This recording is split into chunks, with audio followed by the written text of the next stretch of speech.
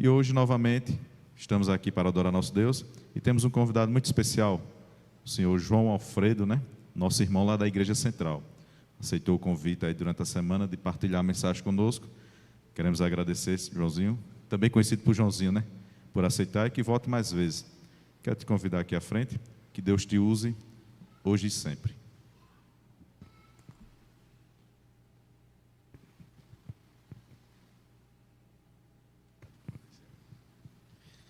Obrigado, Alex. Boa noite a todos. Espero que todos estejam bem. Desejo uma feliz semana já. E antes de começar, né, o assunto, tratarmos do assunto dessa noite, eu vibro quando uma igreja ela dispõe de instrumentos, né? A música, o instrumento, ao vivo é de outra forma. Eu espero que aqui na Igreja do Jardim Panorama isso seja uma constante, que a liderança, os próprios membros se interessem por esse lado do louvor, porque Deus gosta muito, né? Quando você lê os Salmos, quando você lê o livro de 1 Crônicas, você vê que o povo de Israel, parte da liderança de Israel era muito preocupada em organizar algo que fosse digno, né, do nome de Deus. Outra coisa também é que eu passando aqui fora, lá fora, né, depois daquelas portas de vidro, eu vi que já foram votados os oficiais, né, para o ano que vem. E que bom que você faz parte de uma igreja em que você pode se dispor a trabalhar pela comunidade, você pode se dispor a assumir uma função e servir melhor aos seus irmãos. Eu costumo dizer lá na Igreja Central, e acredito que aqui não seja diferente, na igreja ninguém morre de tédio. Ninguém morre de tédio. Só se a pessoa quiser. Se a pessoa quiser, ela fica com tédio. Mas se ela, tocada pelo Espírito Santo, se dispuser a trabalhar, não vai faltar trabalho, não é verdade? E não deixe de trabalhar, não deixe de estar envolvido em nada, porque você só cresce, você só ganha. Obrigado. As pessoas às vezes pensam assim, que a igreja precisa de mim. Não, é a gente que precisa dela. É o inverso, né? E muita gente precisa aprender isso. Então, só esses dois recadinhos que eu queria deixar para vocês. Trago o meu abraço também dos membros da Igreja Central de Caruaru. E eu queria tratar com vocês hoje um tema que a gente precisa conversar. Não tem como a gente escapar dele, porque faz parte da própria realidade da vida. Tem um filósofo sul-coreano, e ele é professor lá em Berlim, na Alemanha, chamado Byung-Chul Han. Nome estranho, né? O nome de coreano tem que ser estranho mesmo. Tem vários livros deles em português, lá na Livraria Leitura, no Shopping Caruaru. São livrinhos finos da editora Vozes. E eu gosto muito, muito dos temas que esse professor, esse filósofo, e ele é filósofo mesmo, ele não estudou filosofia, não é bacharel em filosofia, ele é pensador mesmo. Inclusive eu lendo alguns livros dele, são livros fininhos, mas assim, de muita profundidade. Você lê a página, você volta, porque é muito impactante. Inclusive eu estou até pensando assim, pegar o pensamento dele, juntar com a Bíblia, para trabalhar alguns temas, porque ele fala de tudo que é da atualidade. E tem um livro chamado Sociedade Terapêutica, é o nome. E esse livro, ele diz assim, que as pessoas, de uma forma, de modo que estão negando a realidade da vida, elas não querem saber de sofrimento. Ninguém fala de morte, ninguém fala de doença, ninguém fala de sofrimento, ninguém toca nesse assunto. E se a pessoa passa por sofrimento, a farmácia mais próxima vai me ajudar. Inclusive, eu até brinco, né? A Avenida Agamenon Magalhães devia mudar o nome para a Avenida das Farmácias, né? São as 30, né? São as 30, né? Mas também tanta comida ruim que tem ali, né? Você come e já vai para a farmácia, né? Comprar o remedinho para não passar mal. Então, ele trabalha isso. E interessante que Byung-Chul Han, ele diz assim, que isso é negar a realidade da vida. É negar a realidade da vida. Quem quiser viver vai sofrer. Certo? Esse é o ponto. Agora, o que eu vou falar aqui, não me interpretem mal, ninguém aqui está exaltando o sofrimento, louvando o sofrimento, longe disso. A gente só vai conversar sobre algo que é um dado da realidade que nós passamos e que nós, em algum grau, passamos, suportamos, somos atingidos, uns mais, outros menos. E eu me lembro aqui da experiência de Jeremias, o profeta. Jeremias, que foi chamado por Deus muito cedo, e Jeremias amava o templo, a Deus, Israel, Jerusalém. Jeremias foi contemporâneo do rei Josias, que talvez depois de Davi foi o melhor rei de Israel, foi Josias. Quem sabe até Josias foi mais piedoso do que Davi. Mas Jeremias, ele viu que tudo aquilo que ele profetizava, a destruição de Jerusalém, o domínio pelos babilônicos, ele profetizou e ele passou pela experiência. Tudo aquilo que Jeremias profetizou, ele viu com os próprios olhos. Jeremias, que amava o povo de Deus, cumpriu com fidelidade a parte que Deus lhe deu, ele viu Jerusalém ser destruída, o povo sendo levado cativo. Ele por pouco também não foi levado cativo. Inclusive, se você lê o livro de Jeremias, ele dizia, olha, está aí, né? Os babilônios cercaram Jerusalém, rendam-se, façam esse favor a vocês mesmos, rendam-se, porque essa é a orientação de Deus, rendam-se, mas a gente sabe que não houve rendição. E a sua amada cidade, Jeremias viu destruída. Jeremias já tinha uma certa idade, e inclusive levaram-no a contragosto para o Egito. Teve uma turma, os pobres, que ficaram em Jerusalém, muita gente, a nobreza e muita gente foi morta, outros foram exilados para a Babilônia, e teve um grupo que foi-se embora para o Egito. Possivelmente Jeremias morreu lá no Egito. Esse aí passou por muitos problemas. Esse aí perdeu tudo. Só não perdeu a vida. Mas imagina a pessoa perder todas as suas referências de vida. Às vezes as pessoas dizem assim: eita, acabou meu namoro, estou sem chão, não é? Estou sem chão, não é essa expressão? Estou sem chão. Jeremias ficou sem chão mesmo, assim, só porque nem Jerusalém ele ficou, nem Israel ele ficou. Jeremias perdeu tudo.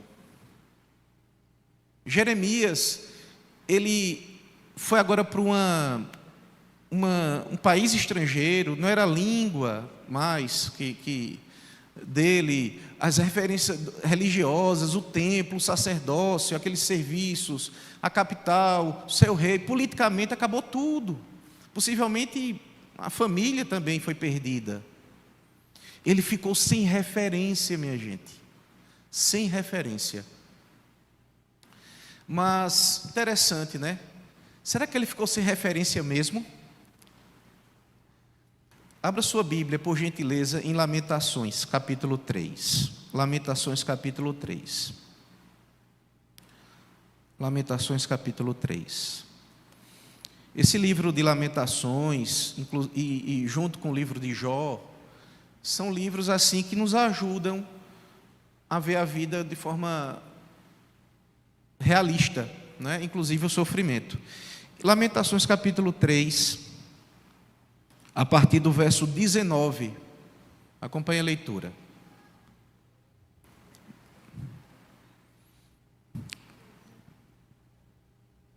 Diz assim, eu estou aqui com a Nova Versão Internacional. Lembro-me de minha aflição e do meu delírio, da minha amargura e do meu pesar. Lembro-me bem disso tudo e a minha alma desfalece dentro de mim.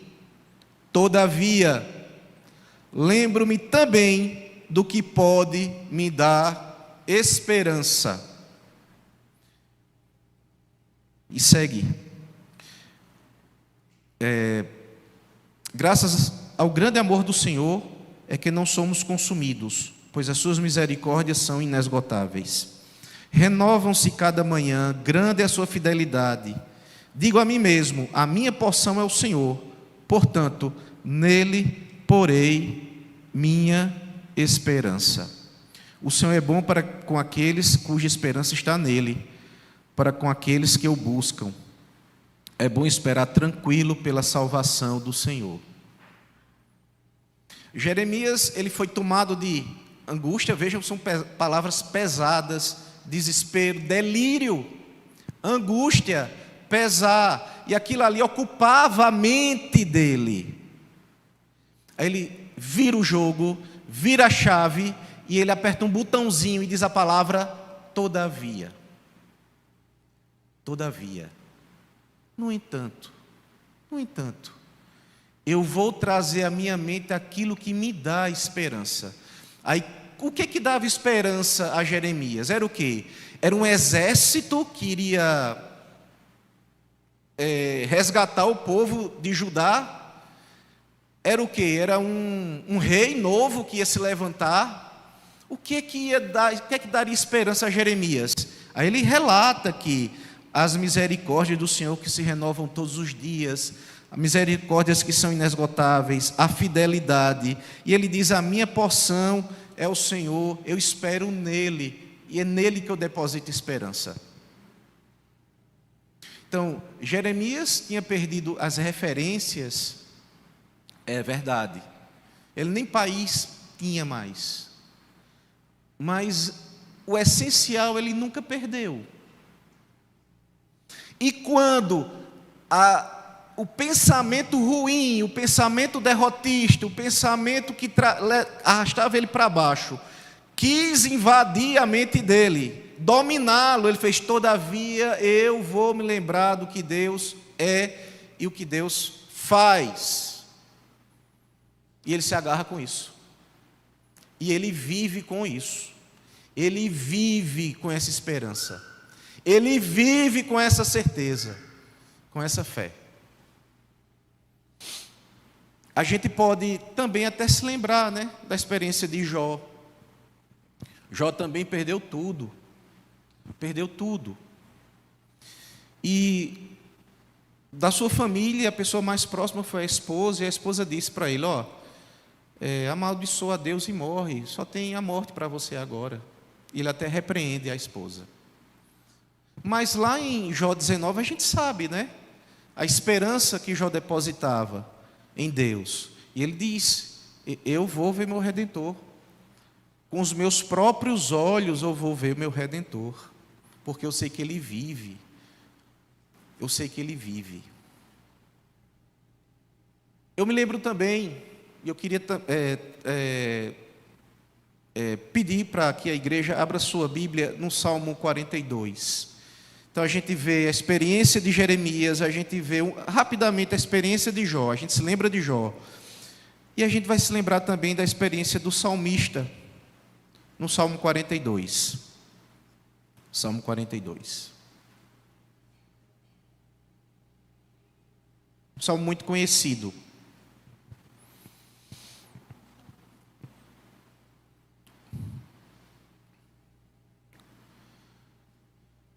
No Salmo 42, a gente tem o relato de uma pessoa que era muito animada na sua comunidade, uma pessoa que participava das festas religiosas, uma pessoa que amava estar no templo, uma pessoa que amava estar entre o povo, em várias celebrações, mas ele fica triste, ele se entristece.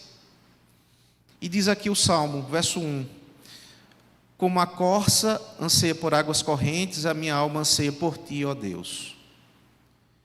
Aqui é ansiar, não é um desejo passageiro, aqui não é algo que é uma ilusão, é ansiar. Você já ansiou por alguma coisa? Já desejou muito, já quis muito algo, esperou, trabalhou por isso, pronto. O salmista diz que ele ansiava por Deus. A minha alma tem sede de Deus, sede de Deus, sede do Deus vivo. Quando poderei entrar para apresentar-me a Deus? E ele relata: minhas lágrimas têm sido meu alimento de dia e de noite, pois me perguntam o tempo todo: onde está o seu Deus? O salmista sofria. Aqui diz que a lágrima era alimento. Veja o nível de tristeza. E ainda por cima, as pessoas diziam: onde está o seu Deus? Parecido com a esposa de Jó, né? Amou do seu Deus e morre. Aí diz: onde é que está teu Deus? Tu está triste aí? Está se acabando aí? Cadê teu Deus? Verso 4: quando me lembro destas coisas, choro angustiado, pois eu costumava ir com a multidão, conduzindo a procissão à casa de Deus, com cânticos de alegria e de ação de graças, entre a multidão que festejava. Por que você está assim tão triste, ó minha alma? Por que está assim tão perturbada dentro de mim? Fica nesse verso 5. Ele se lembra de como era feliz, e agora veja o exercício que o salmista faz. Ele começa a falar consigo mesmo. O salmista, ele tem consciência, e aí as palavras eu deixo para os psicólogos, para os terapeutas, mas aqui o salmista, ele tem consciência do seu estado, e ele começa a falar consigo mesmo. Por que, minha alma, você está tão triste? Está tão desalentada? Está tão perturbada? Por quê? Aí ele olha para si, aqui, segunda parte do verso 5: põe a sua esperança em Deus, pois ainda o louvarei. Ele é o meu Salvador e o meu Deus. A minha alma está profundamente triste. Por isso de ti me lembro desde a terra do Jordão, das alturas do Hermon, desde o monte Mizar. Abismo chama abismo ao rugir das tuas cachoeiras, todas as tuas ondas e vagalhões se abateram sobre mim. A tristeza dele é como um tsunami. Tsunami. Essas ondas e vagalhões são ondas gigantes mesmo que estavam se abatendo sobre o salmista. E ele pede: conceda-me o Senhor o seu fiel amor de dia, de noite esteja comigo a sua canção. É a minha oração ao Deus que me dá vida. Aí ele se volta para Deus. Direi a Deus, minha rocha: por que te esqueces de mim? Por que devo sair vagueando, pranteando, oprimido pelo inimigo? Até os meus ossos sofrem agonia mortal, quando os meus adversários zombam de mim, perguntando-me o tempo todo: onde está o seu Deus? E ele volta como se fosse um refrão: por que está assim tão triste, ó minha alma? Por que está assim tão perturbada dentro de mim? Ponha a sua esperança em Deus, pois ainda o louvarei. Ele é o meu Salvador e o meu Deus. O salmista, ele discute consigo mesmo. Ele faz perguntas para si mesmo. E ele dá a resposta, porque ele sabe dar a resposta. Agora, a situação dele estava muito ruim, estava muito difícil. A gente não sabe direito as causas. A gente não sabe. Havia uma batalha, a batalha do abatimento, que o salmista estava passando. Mas ele se segurou naquilo que ele conhecia, naquilo que ele sabia, naquilo que ele tinha tido experiência, e ele queria voltar a louvar a Deus. E ele diz: eu vou voltar a louvar a Deus. Eu sei que eu vou voltar a louvar a Deus, que é a minha rocha, que é o meu Salvador, e eu vou esperar nele. A gente falou de Jeremias, a gente falou de Jó, a gente fala do salmista, e a gente fala de Jesus também. Aí a gente vai avançar para o Novo Testamento.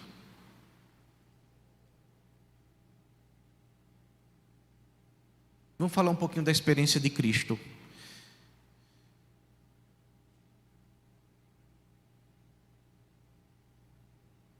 Mateus capítulo 26.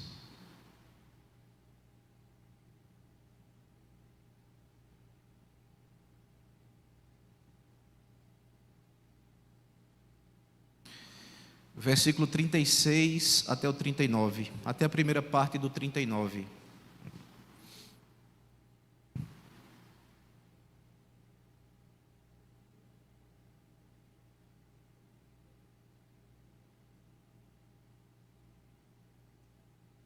Vamos lá. Então Jesus foi com seus discípulos para um lugar chamado Getsêmani e disse-lhes: sentem-se aqui enquanto vou ali orar. Levando consigo Pedro e os 2 filhos de Zebedeu, começou a entristecer-se e a angustiar-se. Disse-lhes então: a minha alma está profundamente triste, numa tristeza mortal. Fiquem aqui e vigiem comigo. Indo um pouco mais adiante, prostrou-se com o rosto em terra e orou: meu Pai, se for possível, afasta de mim este cálice. Contudo, não seja como eu quero, mas sim como tu queres. Jesus estava angustiado. Jesus fala de tristeza de morte. Tristeza de morte. A gente pode imaginar, né? O que é que essa expressão possa significar. Tristeza de morte. Era isso que Jesus estava passando. E Jesus, ele até pediu a companhia. Ele pediu a companhia dos discípulos. E pediu a companhia e a presença física até do círculo mais íntimo, né? Que era Pedro, Tiago e João, para orar com ele.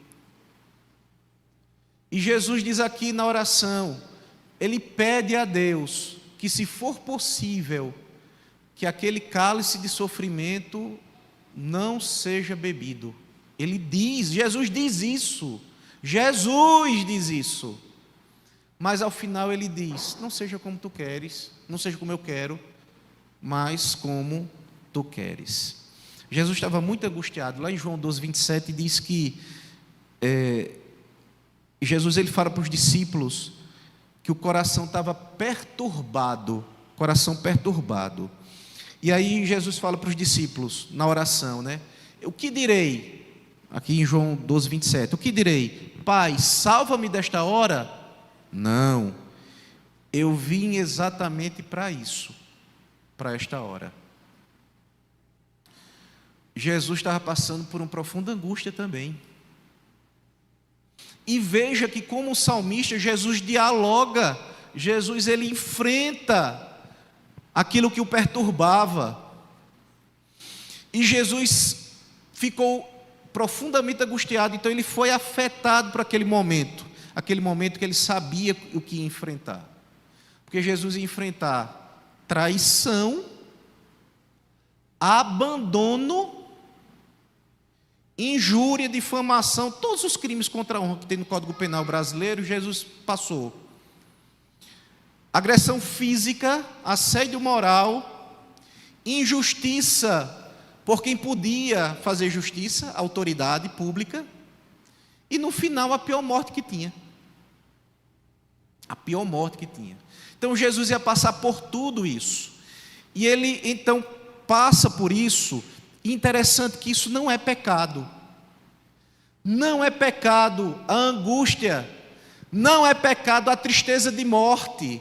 Não é pecado minha mente, meu coração ser invadido por sentimentos de derrota, por sentimentos de perda, de desesperança, isso não é pecado, porque Jesus passou por isso, e a Bíblia não esconde isso, não esconde. Por isso que lá em Hebreus diz que nós temos um sumo sacerdote que passou por tudo que nós passamos, ele é fiel e justo para nos perdoar, ele nos entende, por isso que a gente pode, de forma confiante ao trono da graça, buscar perdão, buscar misericórdia, porque Jesus passou por coisas piores até do que a gente passa, coisas inimagináveis. Isso não é pecado, o abatimento não é pecado, porque tem gente até que se culpa por isso, né? A pessoa já está triste, já está carregando uma cruz, já está num processo tremendamente angustiante, até desesperador, o horizonte é negro, e a pessoa ainda se culpa porque passa por isso, mas a gente não é para se culpar disso não. Agora, existe uma atitude, existe uma postura, existe uma fala que não deve deixar de acontecer na vida da gente quando a gente passar por desespero, angústia, perdas, desilusões, confusão, não saber o porquê das coisas. Seja feita a vontade de Deus, e eu estou aqui para enfrentar isso, porque o salmista fez assim, Jó fez assim, Jeremias fez assim. Eu vou buscar o Senhor, eu vou buscar minha rocha, o meu Salvador, eu vou buscar aquilo que me pode dar esperança. Está vendo esse movimento? Está vendo esse movimento? E vamos analisar o que Jesus fez? O que foi que Jesus fez nesse relato que a gente viu? Primeiro, Jesus, numa situação de profunda angústia, às portas da morte, ele que é a vida, era um processo extremamente contraditório na vida de Cristo, na experiência de Cristo. Primeiro ponto, primeira coisa que Jesus fez, olha os passos que Jesus deu, e que a gente também tem que dar, para não ser tragado pela desesperança. Primeira coisa que Jesus fez, escolheu algumas pessoas de seu círculo íntimo para estar com ele. E quando Jesus estava em Jerusalém, me parece que os lugares preferidos de Jesus eram ou o templo ou o jardim, né? Ou o templo ou o jardim do Getsemane, que é um monte, uma subida, certo?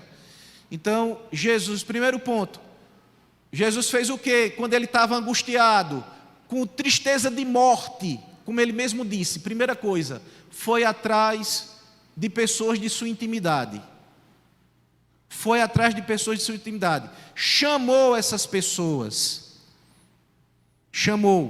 Trouxe para si. Primeiro ponto. Segundo ponto, Jesus abriu o coração para eles. Inclusive Jesus, ele não tinha medo de contar suas fragilidades. Jesus não tinha medo de se colocar vulnerável. Ele não tinha medo não.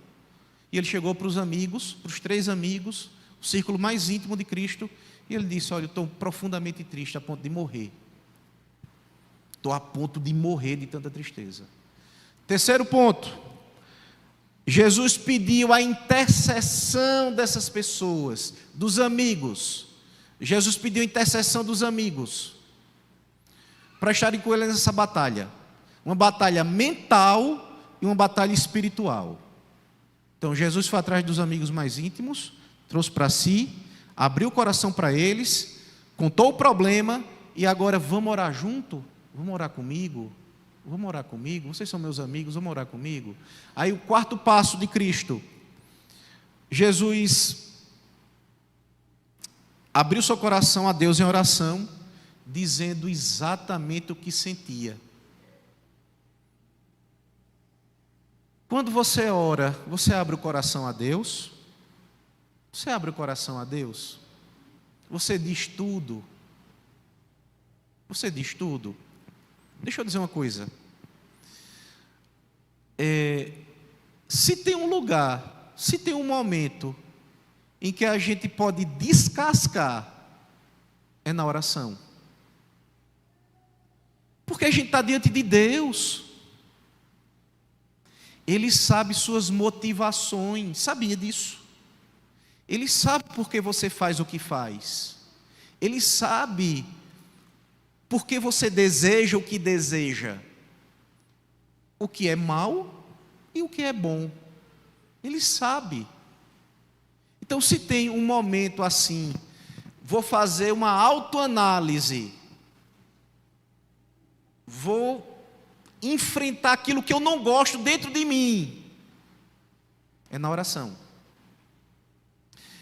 E interessante que Jesus abriu o coração ao Pai. Pai, afasta de mim esse cálice. Afasta de mim esse cálice. Está pesado continuar desse jeito. Foi o quarto passo. No quinto passo, ainda na oração, Jesus confiou na sabedoria de Deus, ao declarar que se realizasse a vontade dele, do Pai. Então descansou em Deus. Não é isso que diz o Salmo 42? Espera em Deus. Me lembrei agora de uma música quando eu tocava para o Coral Divino, lá na Igreja Central do Recife. Lembrei agora a música. Não é? É uma música até de Jader Santos para coral. E é o Salmo 42. E termina assim mesmo, espera em Deus. E Jesus espera em Deus. Veja como Jesus, ele parece que está tudo combinado, né? Jeremias, Jó, o salmista, Jesus, todo mundo. Está entendendo como é a experiência, as lições que a Bíblia nos traz? Então, o quinto passo de Jesus foi descansar na sabedoria de Deus. E o sexto e último, Jesus fixou os olhos no futuro, naquilo que o aguardava do outro lado da cruz. Porque Jesus, ele suportou a cruz, pensando no que vinha no futuro. Então vamos revisar os 6 passos que Jesus adotou para enfrentar a tristeza de morte. Jesus primeiro fez o quê? Procurou os amigos, as pessoas de sua intimidade, certo? Chamou para estar junto dele, ele não pode ficar sozinho. Inclusive, se alguém está passando por período de depressão, essa pessoa não pode ficar só, viu? Essa pessoa não pode ficar sozinha, não. Pessoas com depressão, o povo tem que ficar rodeando ela, certo? Então Jesus, ele se ligou. Então, chamou o povo. Eu não vou ficar sozinho, não, porque às vezes o povo quer ficar só, né? Quero ficar só. Não vinha ninguém, não. E não sei o quê. Estou me acabando aqui. Estou no remédio. Ninguém venha. Não, aí Jesus fez o contrário. Agora, claro, ele foi atrás de qualquer um? Não, né? Seu círculo íntimo, um povo de confiança, que o conhecia. Depois, abriu o coração. Terceiro, pediu intercessão deles em oração. Quarto, abriu o coração a Deus, disse tudo a Deus, tudo. Quinto, confiou na sabedoria de Deus, na vontade de Deus para a vida dele. E ele fixou os olhos no futuro, sabendo que depois daquilo ali, tem algo mais, tem o céu. E ele veio para passar por aquilo mesmo. Então ele sabia da missão dele, sabia do lugar dele no mundo, e no mundo por vir também. Jesus não foge da dor como nós fugimos da dor, com remédio, com meio mundo de coisa. Não que isso seja errado.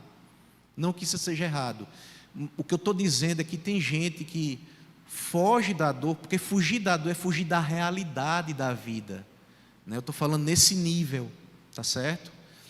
E Jesus enfrentou, Jesus passou por aquilo que a gente passa.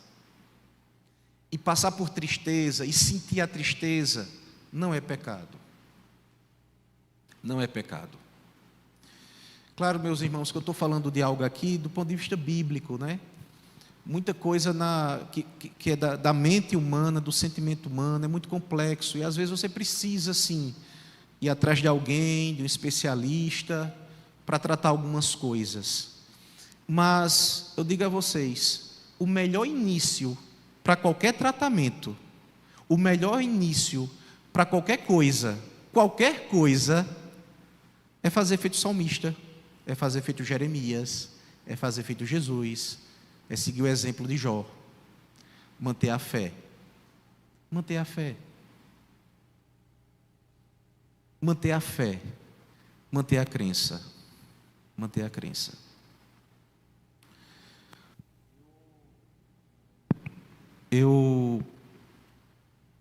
Numa experiência de perda, numa experiência de dor, o que foi que eu fiz? Eu fiz. Se é que meu exemplo pode servir para alguma coisa.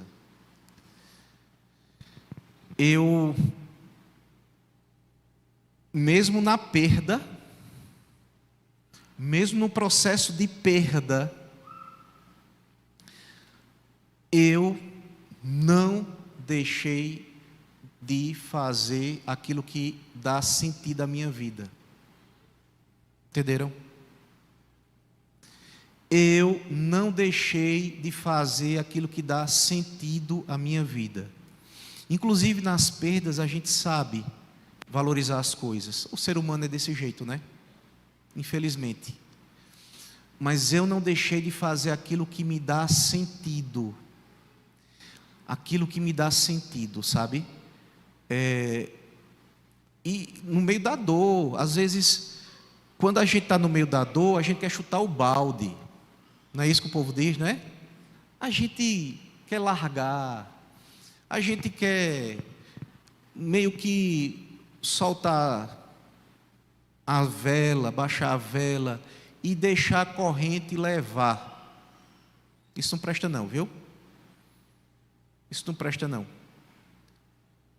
É melhor lançar a âncora, parar um pouquinho, ver as coisas, olhar para a bússola de novo e continuar.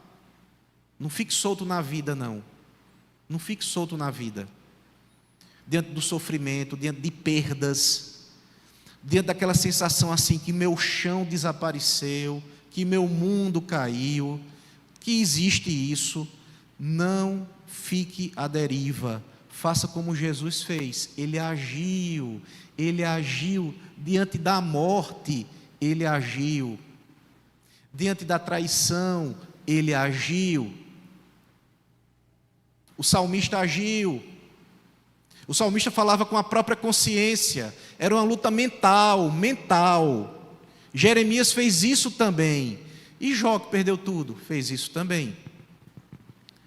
Então, a nossa atitude melhor diante da perda, primeiro é não negar a perda, não negar o sofrimento, mas olha, ver naquilo ali um motivo para aprender alguma coisa, para amadurecer e a partir dali construir algo. Todo mundo sofre, viu? Não é só você não que sofre. Todo mundo sofre, em algum nível. Todo mundo sente perda. Sente não, passa por perdas reais. Cada um tem sua cruz. Eu não sei o tamanho, não sei o tipo de madeira, não sei, mas todo mundo tem. Todo mundo tem. E sabe por que a gente está aqui como igreja? Sabe por que a gente é uma comunidade? Para um carregar a cruz do outro, ajudar a carregar a cruz do outro. Sabia disso?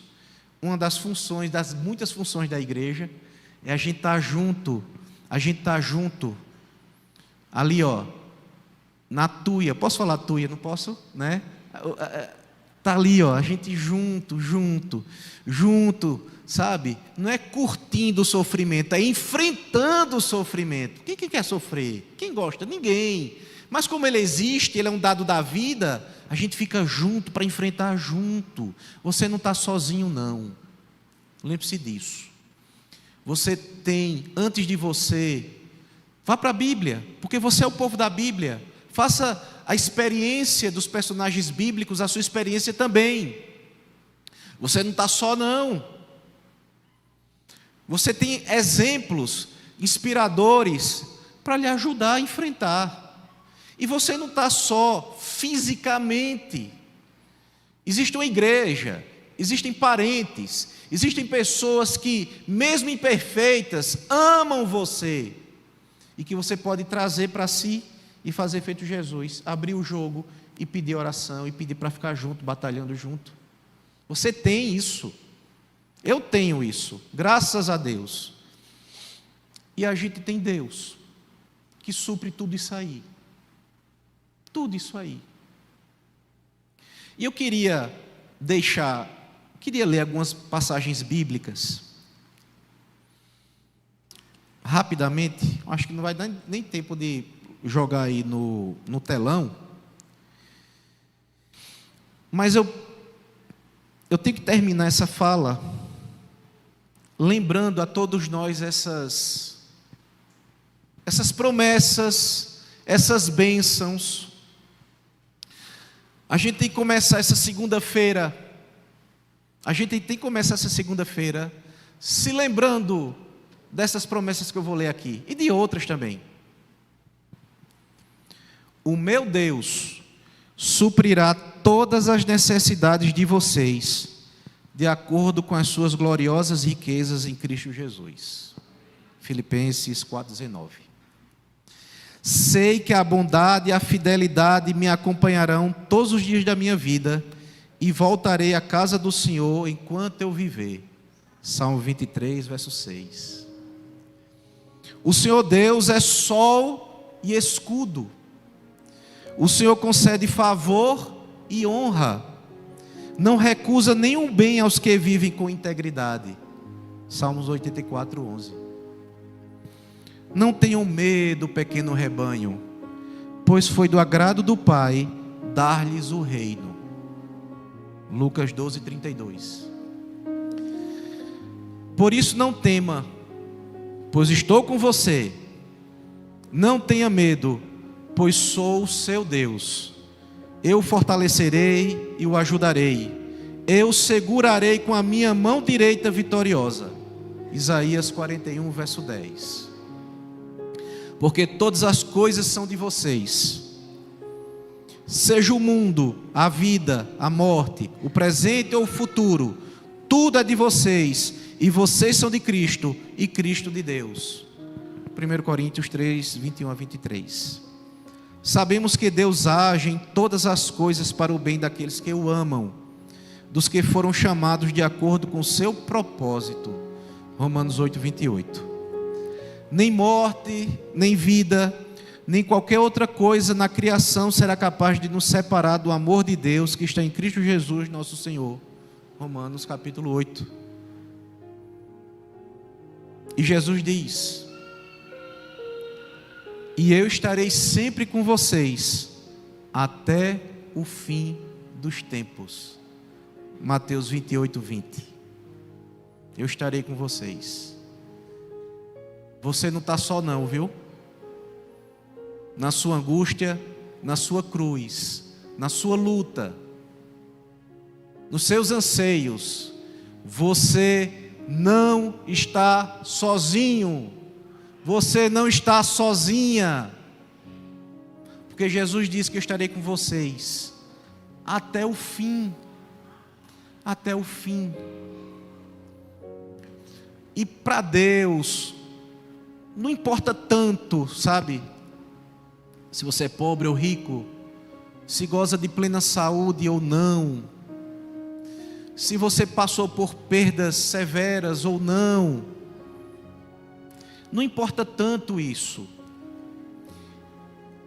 Ele quer estar com você, Ele quer estar comigo, e Ele quer que nós nos mantenhamos junto a Ele, conectados a Ele.